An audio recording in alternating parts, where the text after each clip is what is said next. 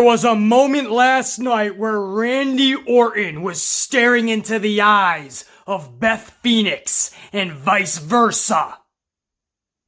And in that moment, we all knew what should happen, but what most likely will not happen. And that's an RKO. It was so needed in that moment. But in 2020, we just were not going to get it. The whole year of 2019, as we saw here in WWE, someone like Becky Lynch being called the face of WWE, you little weirdo.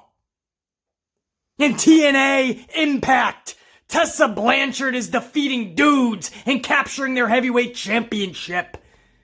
In AEW, your women's champion was born with some extracurricular activity down below. Hey, we ain't player hating.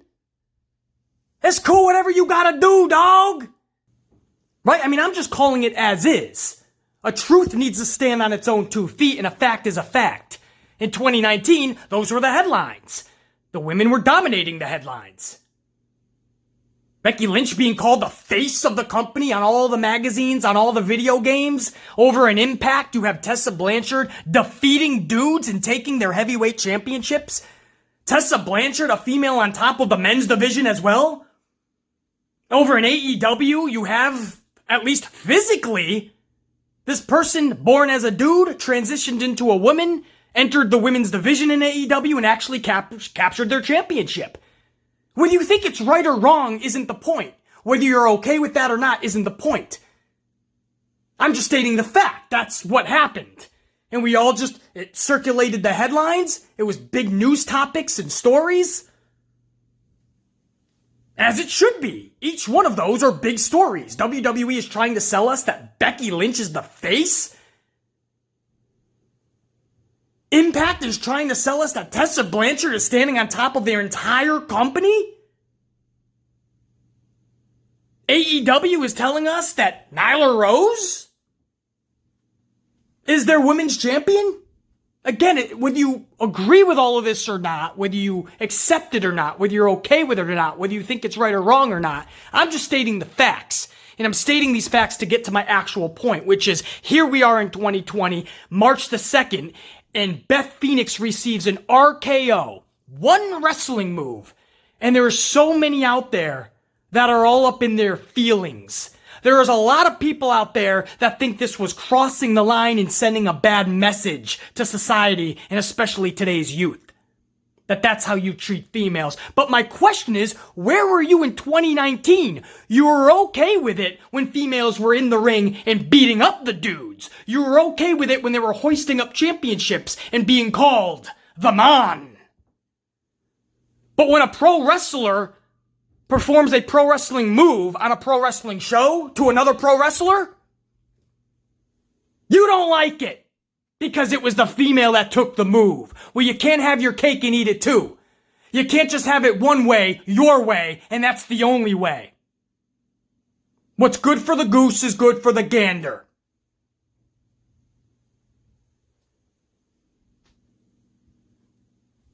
What happened last night was needed for storyline progression. If your only take out of what happened last night was that's not the message we should be sending to society, then I assure you one thing. You're not just a problem in the pro wrestling world. You are society's problem. Because you're the reason for so much bullshit in the world today. Getting all up in your feelings and all salty for every little thing that gets you emotional. Stop it and suck it up, Buttercup. Because this is a pro wrestling show. I'm not saying we need to bring back everything from the Attitude Era, but there was aspects in the Attitude Era that need to still be alive today. You are watching a professional wrestling show. If the women want to play with the boys, that's awesome. But they gotta be treated like one of the boys at some point. 2019, you captured all the headlines. You dominated all the men in the world. That's awesome. At some point, though, we have to progress things. Storyline-wise, people. Storyline-wise. Pro wrestling show here, people. If you are upset with that last night, you are a problem for society, not just the pro wrestling world. I assure you. Stop it, suck it up, grow a set. That's my advice.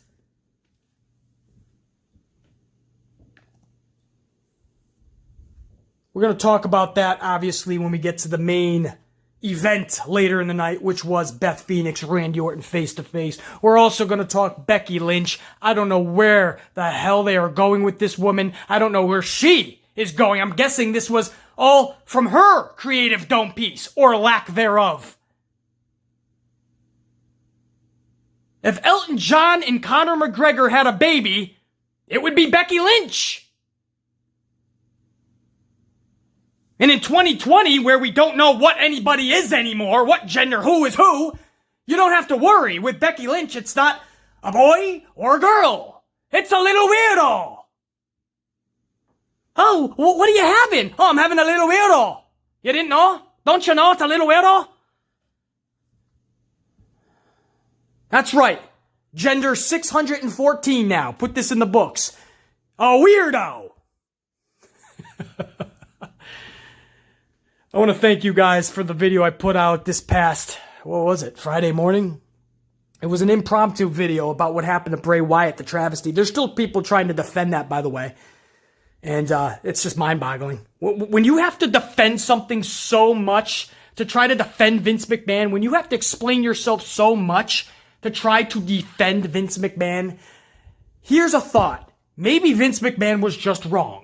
Maybe it was just bad and should not have happened, because the people that are trying to defend what happened to Bray Wyatt Thursday afternoon, those people are trying so hard. They are working so hard to try to make people see the logic in this.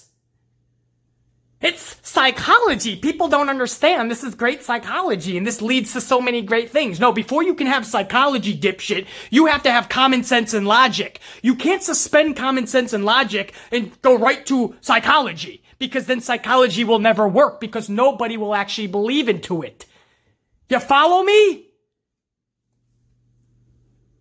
I didn't think about that, BC. Yeah, that's probably how you should be thinking. Common sense and logic come before anything else. But anyway, I don't even care what people trying to defend that garbage on Thursday afternoon, because I put my thoughts out Friday morning, early Friday morning, in a car, 17 degrees roughly. I was in a hoodie. I'm in New England. It's like 4:55 a.m., I believe, is when I started that, and I just, for 20 minutes, just ranted and got a lot off my chest. I didn't know if anybody, or at least a lot of people, were going to tune in, because I had already told my audience that I wasn't coming back till March. So that was, when I say impromptu, that was as impromptu as it gets. And I sent that out to you guys, and I was blown away by the response. I still, early this morning, I just checked the numbers on that, and I'm baffled. I don't know how that. All I can assume is that so many of you guys felt the same way as me, because that video just caught like wildfire. And again, it's amazing, because it wasn't even supposed to be made. I just woke up early, and I was just thinking, I have to talk about this real quick, and I sent that out there. And if a couple thousand people viewed it, that's cool. What ended up happening was just awesome. So I thank you guys so much. And in the process, I actually gained a couple hundred new subscribers. So with the tube being broke this whole year of 2019 more than ever before, it's really cool to see that type of progression on the channel. And to you new subscribers, again, a couple hundred of you, by now probably more than a couple hundred, haven't checked since Saturday night, but I want to honestly welcome you aboard and thank you guys. And this is going to be a wild ride here on the Amplified channel. Welcome. Allow me to introduce myself. I am BC Amplified. You're going to agree with a lot of what I have to say. You're going to disagree with a lot of shit that I have to say. But you will always be entertained, and I will always at least make you think. And those are two things that I always want to do for you guys. I always want to entertain you, and I always at least want to make you think. Even if you think differently than how I feel, I want you to at least think, right? I want my words to resonate. I want you to go, even if you're set in your ways, I want you to go, shoot, BC's actually onto something here. I didn't even think about that. You know, if I'm not doing those things, if I'm not entertaining you, or I'm not at least making you think, then I'm not doing my job, and this probably isn't the channel for you. So I welcome all you guys to the channel, and I will forewarn you, this is one of those channels where we will be hooting and hollering, screaming and yelling, ranting passionately, because I'm a passionate dude who loves professional wrestling. So I just want to let you guys know up front, we will be doing a lot of that. Because when it comes to this community, there is nobody, and I mean nobody, as passionate as the Amplified Man. And I know there's a lot of people out there in the community on this platform that scream a lot, they yell a lot, they hoot and they holler, they bitch and they complain, they moan, they do all of that. They rant is the word. But ain't nobody as passionate in the words that they are saying than BC Amplified. I assure you. That is my promise to you. If I ever stop being entertainment or as passionate, and if I ever stop dropping such knowledge, then I shouldn't be doing this. So I want to thank all of you for adding on to the channel, another notch in the right direction. And as we keep growing by the thousands, the old man in Stamford, Connecticut will have no choice but to recognize our unit, what we stand for. Our voices will be loud and clear and heard. If we got to wrap ourselves around WWE headquarters in Stamford, Connecticut, we'll do it by the thousands. So I want to thank every single one of you, all of my veteran subscribers, and to the hundreds of new subscribers over the weekend that just joined. Welcome, buckle up, it's going to be a wild ride. Speaking of wild rides, let's talk about how wild, or lack thereof, WWE was last night from March 2nd, 2020. Brock Lesnar started the show. Paul Heyman starts going hard on McIntyre, calling him a fraud, among other things. It doesn't take long before Drew hits the ring, and these dudes are face to face. Lesnar acts like he's backing down and leaving the ring, but charges toward Drew. McIntyre unloads a Master Blaster Claymore, and Lesnar is out. Brooklyn serenades Lesnar with the Na Na Na goodbye song, and I'm thinking, that was it?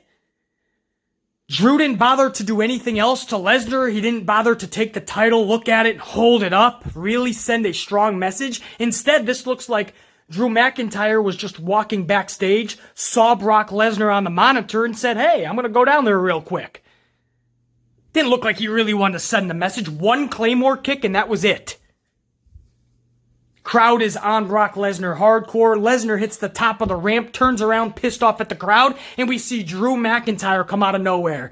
Okay, not out of nowhere. He came from the back. But my point is, you see him in the distance, and he's setting up for another Claymore. Lesnar turns around, top of the ramp, and boom! Wabaka! Wabaka! He's hit with another Claymore. This one, pretty legit. McIntyre catapulted himself toward Lesnar. Lesnar was rocked on the top of that ramp. The crowd starts chanting one more time. I'm like, they're not going to have him lay him out a third time with a Claymore, right? But no, McIntyre's setting up. Lesnar's getting back up to his feet. The crowd starts chanting louder one more time, and McIntyre delivers a third Claymore. Dome piece dropping Brock Lesnar. And this time, McIntyre takes the title and hoists it above his head. And he points over to the WrestleMania sign, indicating that at Mania, this same thing happens, only I take this from you. So I'm very happy with that segment. Again, I was okay with the face-to-face between the two in the initial Claymore. I just needed a little bit more after that. And instead, McIntyre just left. Didn't even bother touching the title. I didn't like that. But then, top of the ramp, Everything was okay in the world. He comes out, delivers a second one, hoist up the everything that I said needed to happen, happened. That's sending a message. Coming out, delivering a Claymore, and then walking to the back, and that's one of your main events for WrestleMania. That gets nobody excited. In fact, you just gave away what's probably going to be the finish of WrestleMania. One simplistic Claymore. Maybe he'll deliver 5 of them. Who knows? My point is, what did that do for the actual long-term storytelling? 5 more weeks of storytelling. Just took out Lesnar easily. Well, shit. Okay, well, we don't have to see WrestleMania now. Only thing left to see is him actually getting the championship. But to see him totally rock Brock Lesnar like he did, that's the type of shit that gets people invested. That's the type of shit where people go, oh, now Brock's gonna be pissed. Brock's coming out for that ass now. And that's what I expect to happen. I would have Brock show up in DC next week. Absolutely take out McIntyre before he even gets into the arena. Get him in the parking lot. F5 him into a trailer through a limousine. I don't care where. Annihilate Drew McIntyre. You can do some really cool things with these two now, and it starts with 3 badass Claymores. So I like that start to Raw. Can they keep it going? This is weird to me. Street Profits versus Buddy Murphy and Seth Rollins for the tag titles. But why? We just saw this at Super Showdown. It's basically the same match we saw at Super Showdown. Literally, like move for move. But this time, the finish saw Owens interfere and hit Rollins with a stunner, while the ref's back was turned. Frog splash by Ford, and we have new tag team title holders, the Street Profits. What the fuck? Are you serious? Another title change middle of Raw. We have gone beyond what people used to try to tell me. BC, I like it because it shows that anything can happen at any moment. This is what people would tell me when I used to say I hate when titles change hands in the middle of the show. Not even a pay-per-view, a middle of a Raw or SmackDown. BC, I like it. It keeps the suspense that anything can happen at any moment, right? And I let people think that way, all right. But then as the years went on recently, we see titles changing hands more often in the middle of these shows than they are on pay-per-views.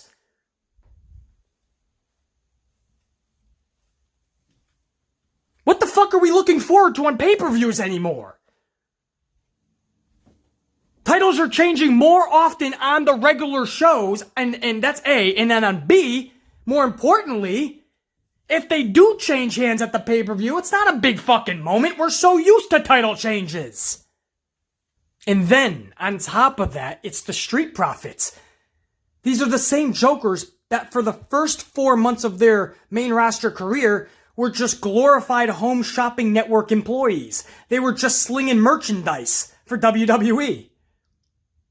Cutting all of their promos for merchandise, pay-per-views, even individual superstars. They're hyping up everyone else but themselves. So now what? Are you going to say, BC, well, isn't this a good thing then? They're focusing on them now. They have the championships. No, because again, logic and common sense mean something to me and mean something to this channel, this community.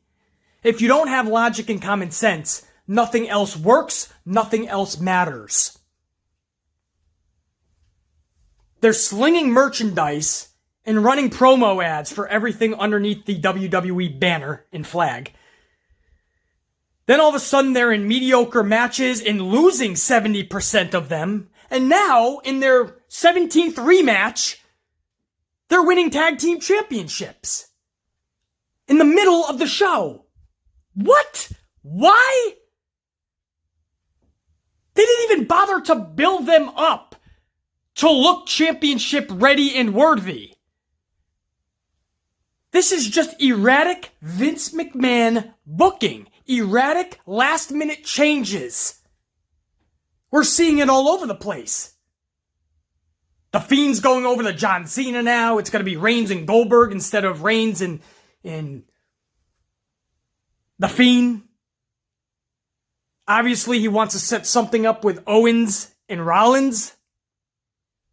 for WrestleMania. That's why Rollins said last night after they dropped the championships, he said, as far as Owens, he can name the time and the place and the stipulation. Well, obviously, that's most likely going to be WrestleMania. So he had to take the titles off now last minute of Rollins and Murphy. So he threw them on the Street Profits. Okay, where the fuck do the Street Profits go now? You only have 4 weeks of build now. 4 or 5 weeks. Where the hell are they going to go now with the championships? Or do they drop them this upcoming Sunday at Elimination Chamber when we're going to see another rematch between Murphy and Rollins versus the Street Profits? Because that match has been made official. So do Rollins and Murphy get them back now? The point is, if you honestly watched the Street Profits last night win those championships and you actually cared, if you actually jumped out of your seat and go, wow, new champs, the Street Profits. If you honestly did that, dude, wow. Wouldn't it be awesome to just be amused at that level? I could go back to watching Saturday morning cartoons and life would be fucking cookies and rainbows. I wish I could be that easily amused. I wish I could suspend logic and common sense.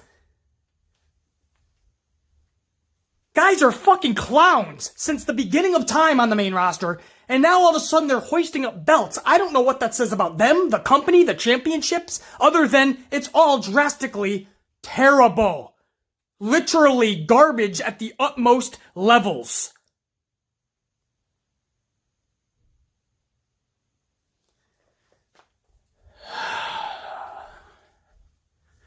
BC, you complained when they were slinging merchandise. Now you complain when they're championships. Which is it, man? These are things that people actually will fucking try to ask me. And I will say one thing, the same thing that I have reiterated for the 3+ years that I've had this channel. What I am asking for is solid, logical, captivating booking. It's not that hard. It's the one thing I've asked since the beginning of this channel, and here we are over 3 years later, and I am still asking for that. Solid, logical, creative, captivating booking. I don't even care if people are winning championships outright or fast enough. The championships are secondary to the actual booking of the superstar. You can't tell me, you can't shove this team in my face for 4 months slinging merchandise and then try to tell me that a month later they're champions of the world. It's erratic booking. It does nothing for the superstars, and it sure as hell doesn't captivate the majority of your audience.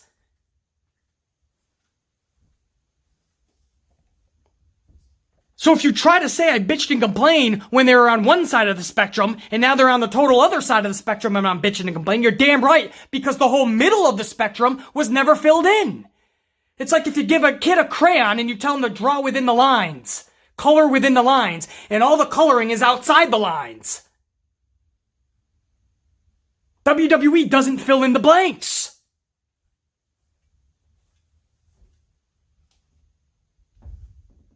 And if you watch other reviewers and they're okay with that, that's fine. Continue to watch them. This isn't the channel for you. We fill in the blanks here. If WWE does it, I sure as hell am going to. It's unacceptable. The 24/7 title is then up next. Moss, the champion, versus Ricochet. Just think about that, guys. The 24/7 title is now actually being defended as if it's an actual prestigious championship now. And I forgot all about Ricochet, by the way. I went off on that rant on Friday morning about Bray Wyatt getting destroyed creatively, or lack thereof. Forgot to even talk about Ricochet getting destroyed by Brock Lesnar. So I was nearly 100% sure that this was just a consolation prize to Ricochet from Vince McMahon. All right, you did the deed to Brock. Now you go in there on Raw and you get that 24/7 championship. I honestly thought this is where we were going. Are you kidding me? Ricochet's going to win that's his consolation prize? A 24/7 championship? But they decided to go the other way. And Moss ended up dominating and winning this match. So either Vince has completely given up on Ricochet, or they're going with the losing streak storyline. You guys know what I mean? We've seen this in the past with so many individuals where they start losing all these matches, they start questioning their abilities, they start doubting themselves, and that gets you behind them like a true underdog. You know, like, you can come back, man, and we're behind you. It looks like they're going to go that route. I don't think this is an actual burial of Ricochet. I know it looks that way. And by the way, this could backfire, this story. Or storyline. This could absolutely backfire, and Ricochet could absolutely be buried. But I think that's the story. I think you're going to see a huge surge from Ricochet heading towards SummerSlam. Because I refuse to believe that he threw him in there with Brock and then just has completely given up on him. Then again, it is Vince McMahon and he is erratic, so who the fuck knows? I just thought this was really weird, but I'm not going to lie. I was kind of happy and glad that Ricochet wasn't hoisting up a 24/7 championship, because that would be even more of a smack in the face to Ricochet and fans around the world. Seriously, man. What a Twitter. He goes from like maybe going to win the heavyweight, or at least storyline-wise, if you're Ricochet. He's thinking, I can win the heavyweight championship. And then a few days later, he's hoisting up a 24/7 title. I mean, come on. At that point, you might as well take the loss. 2 starts with AJ Styles talking that smack to not only The Undertaker, but also to Mark Wahlberg. That's right, Mark Wahlberg was up on the Tron trying to tell AJ Styles what to do with his wrestling career. Because we all know Vince McMahon gets his rocks off, he gets a gasm inside when he knows he gets to use a Hollywood celebrity on his program. So in exchange to promote Mark Wahlberg's new Netflix movie, Vince had Mark Wahlberg cut a promo on AJ Styles, trying to persuade Styles to leave The Undertaker alone, because it's The Undertaker. You don't want to provoke The Undertaker. Just run, Styles. Just go away now, man. So Mark Wahlberg, somebody who knows The Undertaker about as well as you or I, Mark Wahlberg, somebody who thinks he knows The Undertaker better than somebody like AJ Styles, Mark Wahlberg is going to tell AJ Styles what to do with his pro wrestling career. That's great. And at some point this afternoon, AJ Styles should tell Mark Wahlberg what he should do next with his acting career. I'm sure that would go over well. Beautifully with Mark Wahlberg. It was just misplaced. And I'm a fan of Mark Wahlberg in his projects.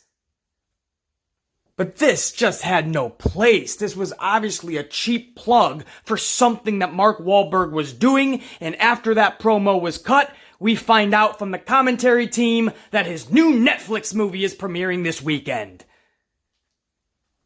Just had no place here. We just want to get to Aleister Black versus AJ Styles, which, by the way, should have been a WrestleMania match. You build it properly, you build up Styles in the OC, and you give Aleister Black his first real big match on a big stage like Mania. And just think about the wrestling match between Black and Styles and what that would have been at WrestleMania. But no, they throw in The Undertaker against AJ Styles. What the hell is that gonna do? Are you gonna try to recreate Shawn Michaels versus Undertaker from WrestleMania 25? Because that's 11 years ago, and I assure you, there's no way Undertaker can keep up with AJ Styles today. So I don't know what we're expecting with Styles and Undertaker. If this was 10 years ago, I'm on board. In 2020? No! Just to see The Undertaker is good enough. We just want to see the 5-minute entrance and him take out somebody in just a couple of minutes. Annihilate your No Way Jose. Or your Riddick Moss. They'll bounce back. They won't be buried, I assure you. It's The Undertaker. They'll be just fine. Even if you gotta put my boy Eric Rowan in there, at least Rowan gets a build and he gets a big WrestleMania match with The Undertaker. They'll bounce back, but why Styles? I don't understand what we're trying to do. Are they trying to create a classic? Because it will not be. I love The Undertaker. I'm one of the few people that says there is a spot for The Undertaker every year at WrestleMania. But not against somebody like Styles. Black Styles Mania. Instead, we're getting it in Brooklyn. Well, not so fast. Maybe the Elimination Chamber. But either way, it ain't gonna be WrestleMania. So what am I saying, right? This was supposed to be in Brooklyn, as I had just mentioned. It didn't actually happen. Because Styles, before the bell was about to ring, got on the mic and said, "You didn't read the contract well enough. You see, the contract states that it's you, Aleister Black, versus Carl Anderson. And only if you win that match can you get your hands on me." So Black is like, "Whatever, dude, let's rock." In 3 minutes, Aleister Black defeats Carl Anderson. AJ Styles gets back on the mic and says, "No, you see, I made a mistake. My fault. It actually said you have to beat Gallows. And if you beat Gallows, then you get to me." Black is like, "Dude, let's do the gauntlet then. Get in here and let's go." Gallows gets in there, and in just a few minutes, Aleister Black defeats Gallows. This was via DQ. But a win is a win is a win. So he beat Anderson and Gallows all within about a 10-minute span. That tells you what they think about Gallows and Anderson, first of all. But we've already known that since Gallows and Anderson arrived on the scene on the main roster. So then finally we're going to get Aleister Black and AJ Styles, you think. But after Black defeated Gallows via DQ, the entire OC get in the ring and they start a beatdown on Black. And once Aleister Black can't even get to his feet, or barely, then and only then Styles is ready to take on Black one-on-one. So obviously, Black was easy pickings for Styles. And after a phenomenal forearm, which it didn't even need to occur, he probably just could have slapped Black around a little bit and got the pinfall, but he decided to add insult to injury, the phenomenal forearm, make it look good, and Black was pinned back on the mat looking up at the lights as AJ Styles took the easy victory over Aleister Black. In fact, it was so easy that Black got 0 offense in that match. But again, it's because the OC jumped them beforehand, and even before that, he had to take on 2 individuals. So I wouldn't say Black was necessarily buried in this instance. A lot of people are saying that. That's not the case. It took 3 dudes to get the job done. However, I still question why Black is being booked in that scenario. Black should not be in a matchup where he's getting 0 offense. I don't care if he just took on 12 dudes beforehand. So yes, I believe he's capable of bouncing back from this, but he should have never been in this situation in the first place. And that's the problem I have with the old man in Stamford, Connecticut. One of the main problems I have, above all the other million problems, that's one of my main issues. He doesn't care about how he's booking his individuals on a week-to-week basis. He's so erratic. Constantly changing his plans that he doesn't realize, or he just doesn't care that he is ruining his superstars in the process.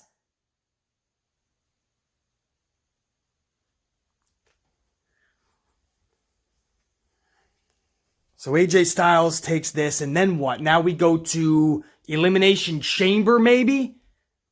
That might match by now, by the end of this video anyway, or even by the start of this video. Maybe that's already made official. Aleister Black versus AJ Styles. I wouldn't doubt it. Maybe they announced it in last night's show, but I was too busy putting my head through a cement wall. But I'm guessing they're going to try to do this at Elimination Chamber now. At least they're saving it for a pay-per-view, because Black versus Styles is worthy of such. But I would have put this at Mania. They had all the right ingredients to make this something special. You build it up over the course of a month and a half, which is what they had at the time they started this, and you go into WrestleMania with Black and Styles. No. Now Black is just used as a middleman between Styles and Undertaker. That's all. So Black is just a bridge for Styles and Undertaker. That's all Black is going to be used for, maybe even past Elimination Chamber. Aleister Black is worthy of more than just being a bridge. He's worthy of the actual spot.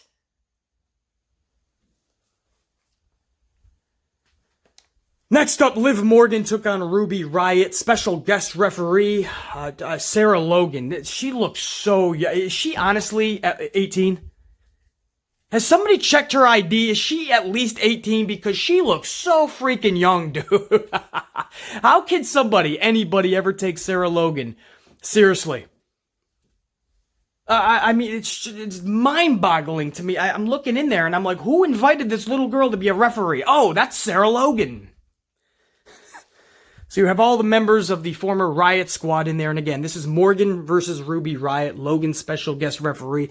Morgan ends up beating Ruby Riott via a roll-up in a fast count by Logan.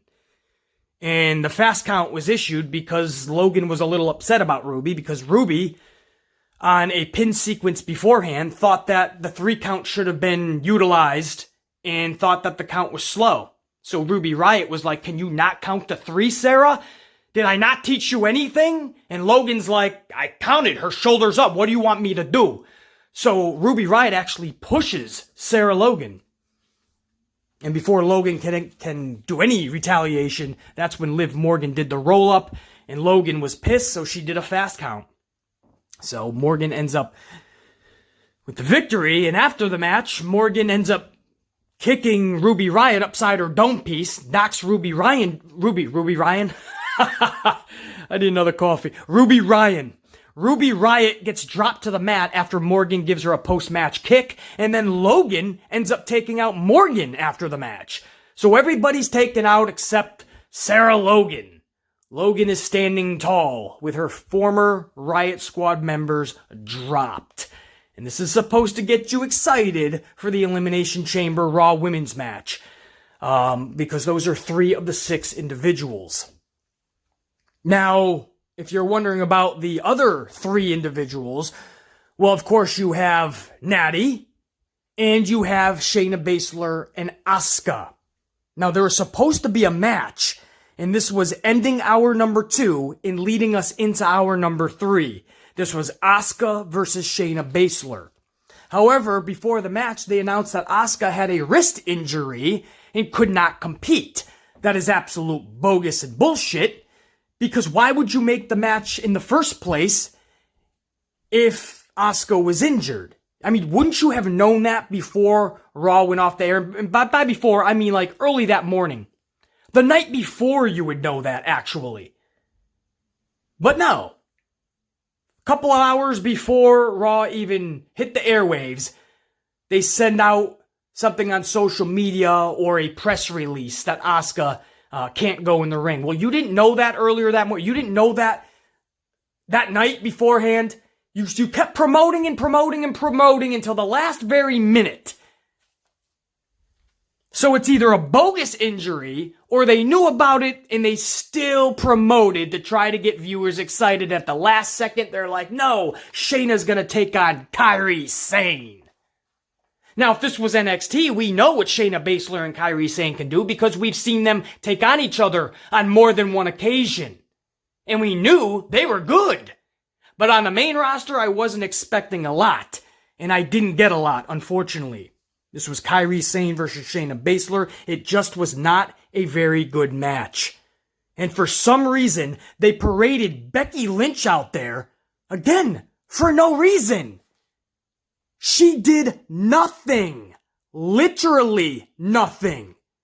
All she did was say some words on commentary. She's at this point nothing more than a Conor McGregor knockoff. It looks like the mix between Elton John and Conor McGregor. Elton John's glasses, Conor McGregor's jacket. She's bootlegging and knocking people off now. She's not even original. This is sad to see. Becky Lynch came out. I said last week she looked like one of those airport workers. You know, the people that hold out the glow sticks or whatever the fuck they are and they try to land the planes? Or not try, they do, thankfully. Well, it's the pilot that lands the planes, but they're telling them where to land. You know what I'm talking about. This bright-ass yellow fucking long sleeve shirt, and then some people are telling me, BC, that's an old school Bruce Lee. That's old school Bruce Lee. That's what that shirt is supposed to represent, BC. Okay. The fuck you want me to do? She looked like a fucking clown either way. Bruce Lee didn't look like a clown when he wore it, I assure you. Never saw him wear it. But I'm guessing he didn't look like a clown. Becky Lynch looked like a fucking clown with it on. What do you want me to say? I don't care if Bruce Lee wore it.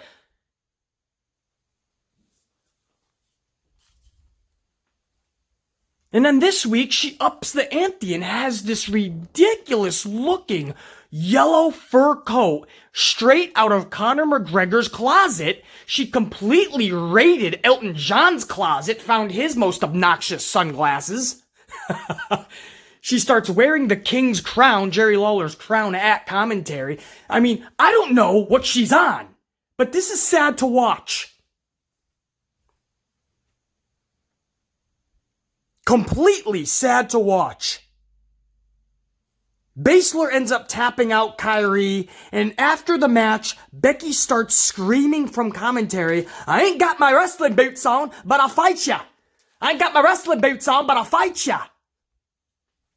What happened to badass? Just go down there and fight. You're supposed to be Becky Lynch. Isn't that the character? You're the man. You little weirdo. You're a fucking man. Well, go and what do you mean you ain't got your wrestling boots on? But I'll still fight you. So you're waiting for her to cross you. Didn't just a couple weeks ago she was biting the shit out of you? Literally taking the skin off of your bod?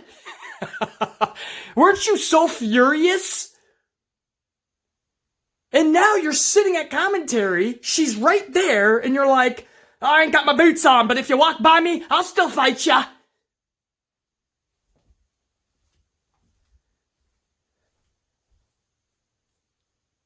They should have just stayed away from one another. If this is what it's going to be. They're going to be in the same arena. They're in eye distance of one another. They're looking at one another, but they're like, "I won't come to you. I'm not coming to you either. I don't want any of this."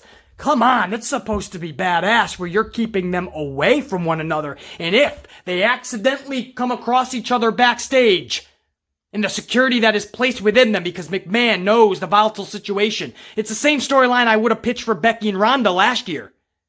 Before Charlotte Flair got inserted and ruined everything. I would have had security with them 24/7, and if they come across one another, the security tries to keep them apart. And then you get that 1 week where even security cannot hold them back and they actually rock out. I would have had that with Baszler and Becky. Keep them apart. But then you find those little cracks in the game, and they're able to get to one another 1 or 2 weeks before Mania. That's intriguing shit. This is the type of story that we're supposed to be told with still 5 weeks to go. 5 weeks to go. And they're looking at each other. One's in the ring, one's at commentary. One's talking about not having wrestling boots on. And again, as far as Becky Lynch, I saw her decline from the jump. I took a lot of flack from that. I was the only one in this community, the only one, when everybody else was trying to ride this make-believe wave. Everybody was talking about the face of the company is Becky Lynch, you little weirdo. BC, you gotta jump on the shit, man. Stop hating BC. And I'm like, no, I would love to jump on, but I'm seeing some this is not a face. Becky Lynch is not captivating everyone like you would like to believe. You get the people yelling, "Becky, Becky," in the audience, and you get a nice little applause when she first comes out, and then you watch afterwards. You watch her character, you watch her matches, you watch the audience participation. I saw bad things happening from the jump, and I spoke about it, and I took a lot of flack. A lot of people didn't like it. But I was seeing her decline nearly immediately.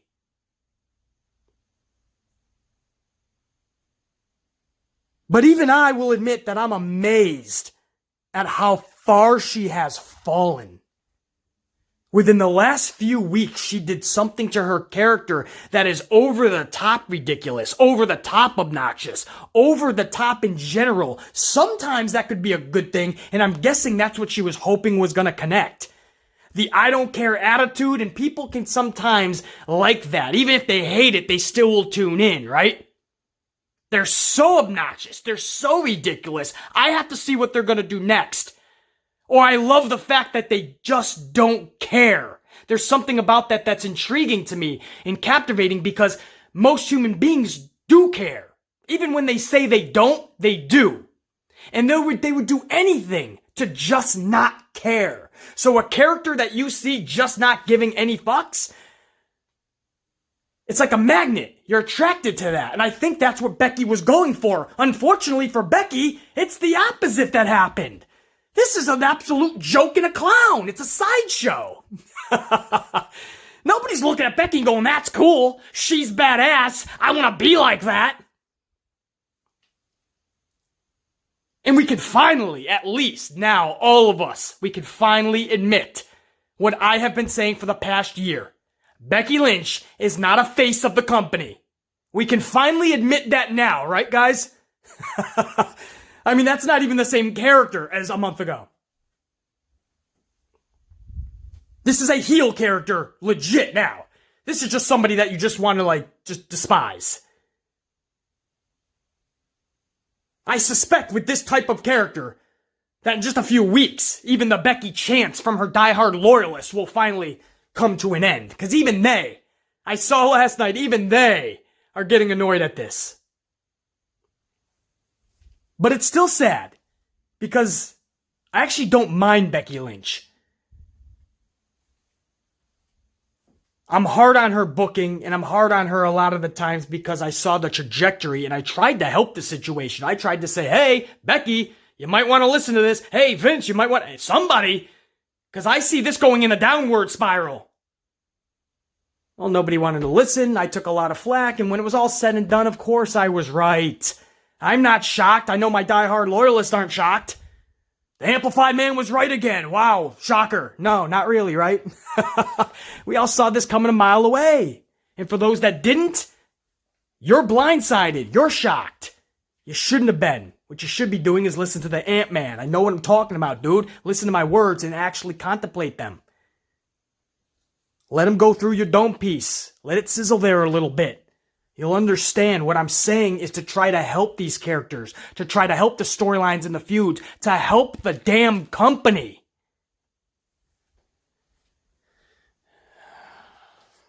Man, it is so sad to see what happened to Becky Lynch. Anyway, at this point, we're deep into hour number 3, and we have Humberto and Mysterio taking on Andrade and Garcia. Obviously, this was a good match. Look at the 4 individuals in this thing. There was no way it wasn't gonna be. And we get to see Zelina Vega as a bonus. What? Sign me up, dog. Zelina over there looking like a whole bag. Unreal. Is it possible to get prettier and prettier by the week? I don't know. Females, you let me know. Is it possible because Zelina Vega just gets prettier by the freaking week? Fuck is this girl doing? Trying to watch a wrestling match. I got my eyes locked on Zelina. Anyway, the finish saw Humberto defeat Garza via a moonsault. So the team of Humberto and Mysterio collect the W, but more importantly, this Humberto losing streak as of late, it is over. Thankfully, Humberto has a lot to offer, but losing every single match is probably not going to get him too far in the eyes of the casual fan. And again, this match obviously delivered. These 4 individuals were not going to go in there, even on 50% performance. If they were all rolling on 50% cylinder-wise, they would still put together a damn good matchup. That was your actual main event too, by the way, because Beth Phoenix was in the main event slot to end Monday Night Raw and to end the 3 hours. Phoenix is out there in the main event slot to give an update on her husband Edge, and Randy Orton made sure that he didn't let her say much. Orton gave an explanation to Phoenix on why he did what he did to her husband, and Orton was on fire. Best promo, listen to these words, best promo that he has ever given was last night. Orton has never been one to deliver long dialogue. Go back throughout his whole career, guys. There's only been a few where he has been in that ring with a microphone talking for minutes and minutes. That's what he did last night. And he didn't stutter. He wasn't fucking up. He didn't seem nervous. He wasn't pacing back and forth. He was in the zone. As if this was a story he truly wanted to get out there to Beth Phoenix. And he told Phoenix that what he did was to help Edge, to save his life so that he could be the father to his 2 girls. What he did is what Beth Phoenix should have done. Made sure that he didn't wrestle again, because if Orton didn't do what he did, it would have been even worse when somebody else got their hands on him. Again, it was beautiful because the audience, we knew it was bullshit. But when you watched Orton and heard his words come out of his mouth, you believed that he believed every word he was saying. He actually believed everything that was coming out of his own mouth. But you knew it was bullshit. You completely annihilated Edge to save him? But that fits the Randy Orton character, doesn't? Damn it, it just fits it. Beautifully fits it. He's that diabolical. He is the Viper. And that is his way of thinking. That is his train of thought. Now, Beth had enough. Once Orton blamed her for what ultimately happened to Edge, she smacked him upside his dome piece. Orton was pissed, threw the mic down, stared right into Beth Phoenix's eyes, but Beth Phoenix doesn't back down. Beth doubles down and goes to kick Orton in the midsection. Orton responds on instinct and without hesitation and RKOs Beth Phoenix to the mat. It happened! Damn it, it happened! Beth Phoenix RKO'd by Randy Orton. The camera starts going to the crowd and stays on the crowd because they don't want to stay on Beth Phoenix. They don't know how bad she's injured. They know it's a diabolical situation. They don't want to go back into the ring, so they keep the camera on the crowd. This was beautifully done by Kevin Dunn. We always bash him, but you know what? This was perfect for that scenario. It adds to the intensity and severity of the situation. Officials, doctors, fellow wrestlers all come to the ring to attend to Beth Phoenix. And I couldn't help but think, in this 2020 PC culture and era that we live in, to get something like that, for Vince to fucking just do it. Stop your erratic bullshit and your catering and pandering to all of these advertisers and just give people something to talk about. Continue a cliffhanger that was started weeks ago when Orton did what he did to Edge. That had the whole pro wrestling world talking last night, as it is very early in the wee hours this morning as I am filming this. It was just so needed for so many reasons. And to put everyone on a level playing field, when we say that women are equal to men, well, it has to work both ways then. You can't just time after time have the women beating the shit out of the dudes, the women beating them for championships and main events. At what point do we stop believing that?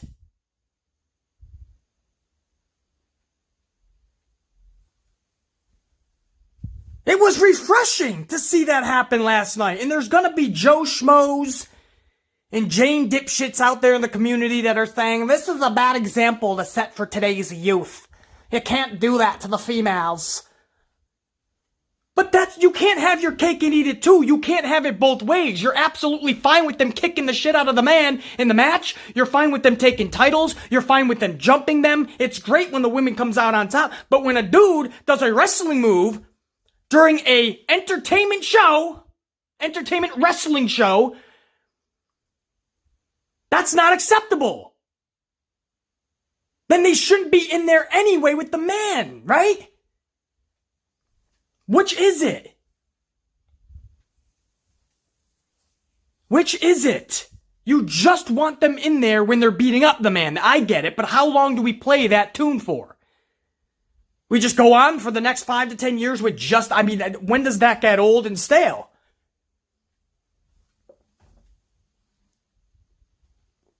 That fit Orton's character. And if you think about what that is going to do for Edge, who's already advertised for Washington, D.C. next weekend, or next Monday night, Edge is already advertised. Edge is coming back. Ready or not storyline-wise, and I'm sure he's still going to be suffering a bad injury storyline-wise, but he's coming back to avenge his wife now.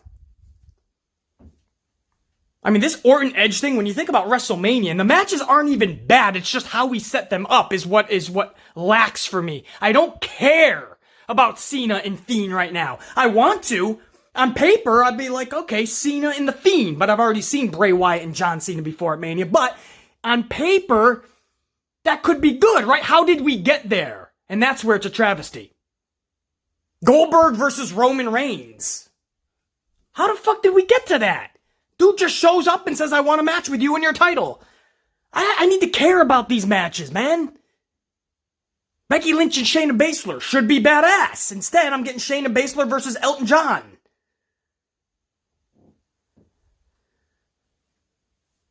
But Orton and Edge, this is a match that not only would I up front be okay with seeing, but on top of that, they're telling the right story. And when you do that, I care. You care.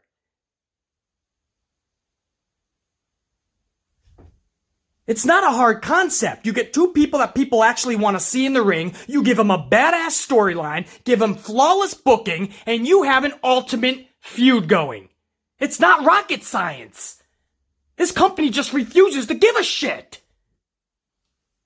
This is the one thing they got right. And it probably is a mistake for them, right? It probably fell in their lap and they just didn't know what to do. So they're just like, all right, Edge needs to be off TV. Let's just feed people to Randy Orton. Hey, it fits. It works.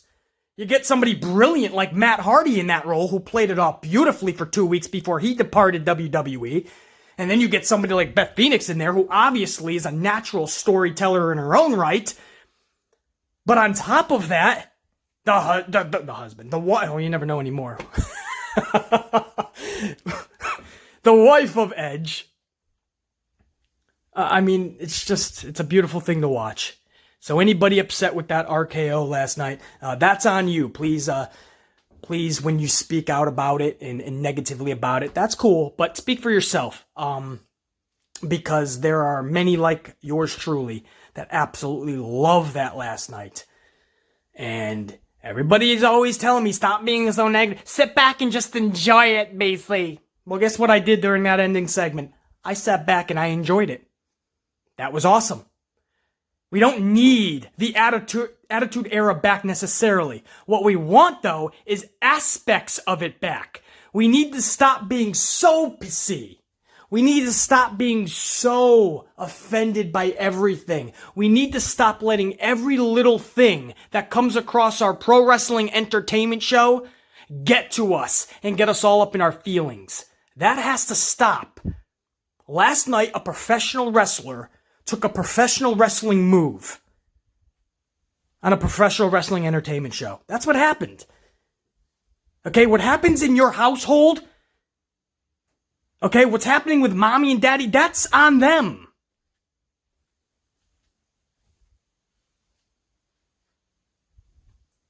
WWE superstars, suits and ties, they can't hold your hand in your household. Their job isn't to teach your kids how to be in life. They can help. They can be role models, absolutely, outside of the ring when you go for your meet and greets. But during that show, their job is to entertain and put on the best matches and the best storylines and the best segments they possibly can. It is a business. A pro wrestler took a pro wrestling move last night by a fellow pro wrestler. That's how I look at it. If you want to divide it up and start talking gender-wise, that's on you. I enjoyed that last night, and if you want to talk about women defeating more men in the future and women competing with men, then you better deal with that type of shit happening. You can't have it both ways. That's Monday Night Raw for March 2nd, 2020. I'm the Amplify Man. Lots more to come later in the week, obviously. I'm extremely busy, so I don't think I'm going to be able to have an impromptu vid tomorrow. But if I'm able to, you guys know I will deliver it to you, even if it's only 10-15 minutes. If there's something really big that breaks in the wrestling world, I will absolutely try my best. But at the present, it looks like I will next see you guys probably Thursday for AEW and NXT's reviews. So, kick the rest of this Tuesday's ass, and I will see you when I see you, talk to you when I talk to you. Think, be, live. Amplify!